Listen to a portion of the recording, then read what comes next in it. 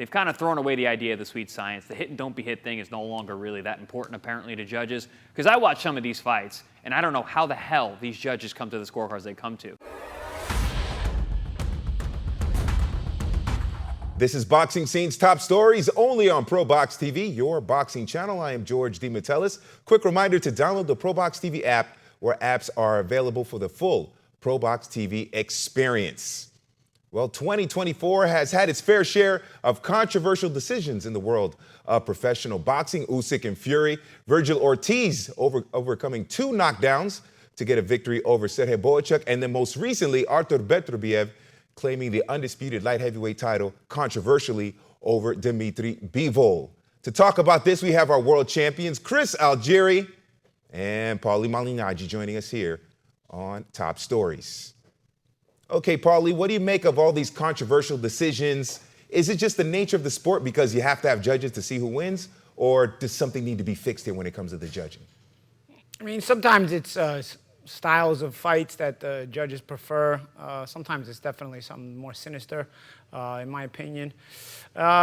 And you know, that's the thing you're going to get with a lot of these competitive fights. You know, you're starting to see more and more competitive fights. You know, the best fighting the best a bit more often than we had seen in recent years. So it gets tougher for judges to score fights, and it gets tougher for odds makers to make odds for fights. You know, a lot of times on our Wednesday Night Fight series, I've been, you know, sort of making light of how the odds makers have a much tougher job. You know, boxing had made it pretty easy for the most part for a lot of years, both for judges and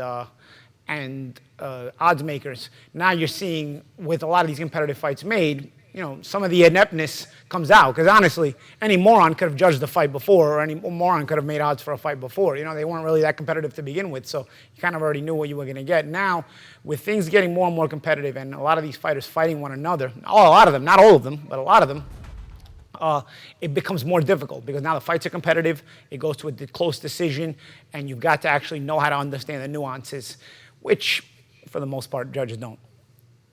Hey, Chris, what do you make of all the controversial decisions here in 2024? And is it something where it's just the nature of the sport, or does judging need to be changed? Is that a problem? Oh, I think it's been an issue for you know, the entirety of the sport in general. When it comes to judging, it's subjective, and you have, you know, perspectives, and perspective becomes reality when you talk about subjective scoring. You see that in gymnastics, you see it in the Olympics, you see that in any sport where it's not just hard base numbers, points, stats.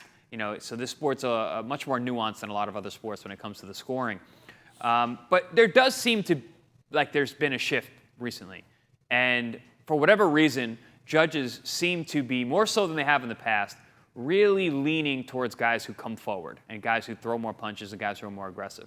They've kind of thrown away the idea of the sweet science. The hit and don't be hit thing is no longer really that important, apparently, to judges. Because I watch some of these fights, and I don't know how the hell these judges come to the scorecards they come to. I think of the Ashaki Foster-Robson Conceição fight. I'm watching that fight. I'm in round 9 or 10. I'm like, man, Foster is really showing an entirely different style. He's boxing, he's moving, he's using lateral movement. He looks fantastic. His defense is great. Never really something that he was really known for. Then the decision comes and he loses. And I'm blown away because I basically had him winning 10 or 11 of those 12 rounds.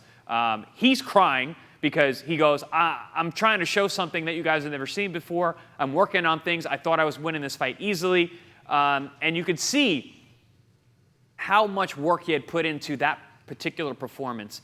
And for him, not only not to get recognized for the work that he had done in the ring, but to lose his title and to be completely confused and flabbergasted by it, which had me completely confused and flabbergasted by it. What am I watching? Did I forget how boxing works? Because I'm watching that fight, and it looked easy to me. It looked like the Olympian was over his skis all night long, was missing wildly, was falling forward, didn't look like a good boxer, and then comes out as a victory and is now world champion. So I don't know. It seems to be an adjustment lately where a lot of these judges are always favoring the guy who's coming forward. The Bivol and Beterbiev fight, albeit was a much closer fight. It was a very, very close fight. But again, it seems like the benefit of the judges seems to always go to the guy going forward. It was a close fight that 80% of people had Bivol winning. Correct. It was a close fight, but if you know, let's be honest. My entire point is, obviously the judges are going for the guy who's going forward. Yeah. Listen, I had Bivol winning. You had Bivol winning. Most people you talk to had Bivol winning. I made a video for my Poli TV page a few days back, and I was talking about one of the one of the pet peeves I have in boxing is when you see like some action against the ropes and there's a judge who's right underneath those ropes and he's trying his hardest, and you look at the judge, you can't help but notice him sometimes. He's trying to like basically stick his head under the ropes because he's trying to make like he's looking for all the nuances. You ever notice that? Because you had to have noticed where at times the action's on his side of the ring and he's looking and look all the nuances as if he knows, as if he's gonna understand what he's watching anyway. Like, were you kidding? You're just gonna give it to the guy who's coming forward. Well, you make it like you're looking for all the nuances. Like, I gotta really get my head under there so I can see this action above me. Were you kidding? I literally changed my style during my career because I knew judges didn't know the things I was doing. I knew I was too highbrow for the people watching to understand, because I was seeing some of these scores after my fights. I'm like, what were you watching? Yeah. Now I got to be aggressive. I got to fight forward. I got to be this guy who's going to get hit. It's unfortunate. It comes out like that. I remember, I'm going to go with personal experiences. I'll tell you my bare knuckle fight. You know, I break my hand in round 2. I said, okay, you're not going to be aggressive with one hand. So I'm going to draw this guy and lure this guy into some traps and control the distance on the outside. Nope. You give it to the guy who just came forward. Obviously, I'm not going to come forward with one hand, but I still want to try to win the fight instead of quitting. So I'm going to try to make an adjustment. Nope, that doesn't matter because you know what? No matter what adjustments you make, you're just going to give it to the guy coming forward. So if you have a one hand and you can't come forward, you might as well just sit on your stool and quit. What are you wasting your time for, right? It's beyond me. Yeah, Chris, I know you famously said something about a decision costing you 6 figures. So how does that play into a fighter's mind when it's in the back of their mind there going into a fight or maybe even the middle of a fight? Yeah, I mean, that story that you're talking about is after the Amir Khan fight, which, again, I did go forward in that fight, and I still don't get the nod, which, again, now you're talking about politics and perception before a fight happened. Now you're getting really, really off on a tangent. But I had someone after the fight go, wow, you did great, Chris. I looked at him like, it doesn't matter, I lost. And George, that didn't cost me 6 figures, that cost me 7 figures. So when you're looking at these, you're playing with not only these fighters' lives, not only their livelihoods, you're talking about their futures, the futures of their children. So this is why I'm getting so animated about this particular subject, because there's no standard. There's no standard with these judges. And if you're a judge, you're supposed to be unbiased. So when you have this idea, it's like, oh, well, this judge favors that. No, there's no judge that should favor anything. Everyone should favor the same thing because there should be a standard of how you judge a contest. This is a sport, supposedly, so we should have it to be fair. There's a standard across the board. Unfortunately, there's not. Unfortunately, there's no justification for why these judges come to the scorecards they come to, and there's no teeth to make them pay for what their decisions are. Nobody knows anything about these judges. No one hears after bad decisions. So, and the standard changes depending on the situation, right? So again, you don't know what to do, at which point what to do it, how to do it, because there's no backbone to this thing, man. Yeah. Let me ask you guys quickly here. Paulie, you and Chris, obviously fighters, you've been in the ring, you guys have that knowledge. Should they have former fighters be judges? No. No? No. Too many former fighters are too many friendly alliances. They'll stick to their. I know are bitter too. I know a lot of fighters are bitter, but I also notice a lot of fighters stick to their heritage or their culture more. So they'll give it to the guy who's from their culture or something like that. Like they're very biased towards that. So as are fans, of course, but at least with a fan, hey, you're a fan. I wouldn't agree with that former fighters should be judges either. Okay, yeah, I just mentioned that because I figured since you guys have all the knowledge and experience in the ring, but then people are going to look for. No, but people are going to be like, oh, what's the solution? I don't have a solution, dude. I'm just complaining, all right? I'm pessimistic. Well, the way things are going at ProBox TV, there's no reason to be pessimistic. We're doing great things here on the network, especially with all the fighters in the Wednesday night fights and so many other things. And if anything changes when it comes to judges, which I don't think it will, but just in case, we'll keep you informed here on Top Stories.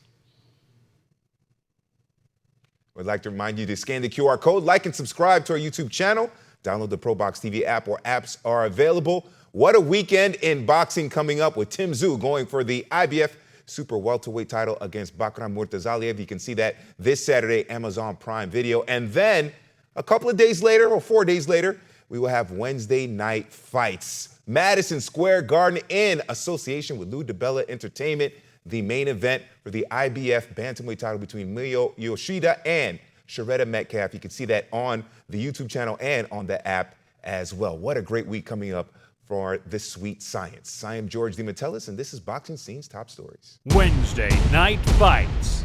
In partnership with DeBella Entertainment, it's Broadway Boxing Heroes on the Hudson 2, with proceeds benefiting veterans of the U.S. Armed Forces. October 23rd. Don't miss Mio Yoshida as she defends her IBF Bantamweight World title in a rematch against Sharetta Metcalf. Live from the theater at Madison Square Garden. Wednesday Night Fights. Boxing superstar Tim Tszyu is coming to Prime Video. Don't miss this championship showdown as Tszyu takes on undefeated Murtaza Aliyev for the super welterweight world title. Saturday, October 19th, streaming live exclusively on Prime Video for all Prime members.